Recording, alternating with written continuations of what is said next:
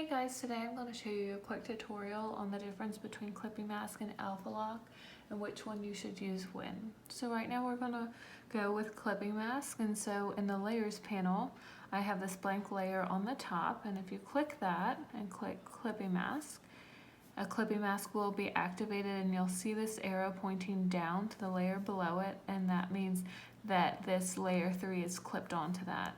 Okay, so what a clipping mask does is it makes sure anything that you draw is constrained to the confines of your actual lettering. So this lettering right here on layer 1, everything that I do on layer 3 is going to be within that layer. Okay, so let me show you. Let's get a little bit bigger. So if I draw circles, they are only going to show up on my lettering because it's within the confines of that letter. So that's basically what a clipping mask does. You can do lots of different things with this. Let's do a couple more colors. Maybe let's do like a yellow. Let's decrease this a little bit. Make something like that. And so everything is clipped into that layer. So you can build and do a bunch of different textures and things like that.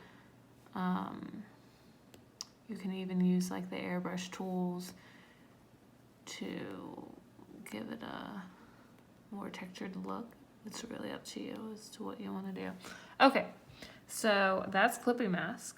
And clipping mask is great because if I want to edit anything later, I can always click on my clipping mask. I can undo some things, I can redo some things, and it's really great.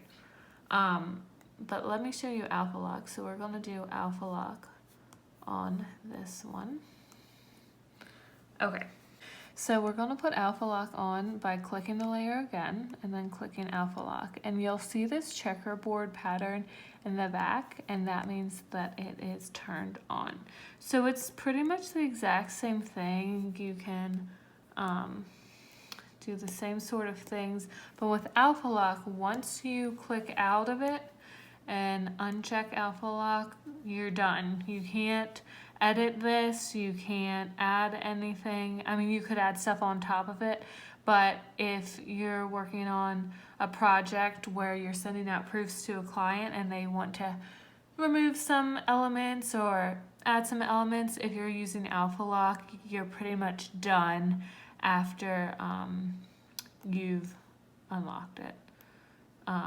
Or deselected it, you're pretty much done. But if you're using the clipping mask, you can click on the clipping mask and you can redo things, you can edit things, and the possibilities are endless as to what you can do.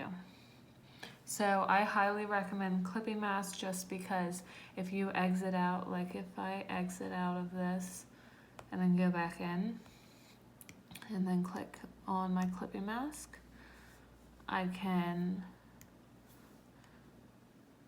erase some things.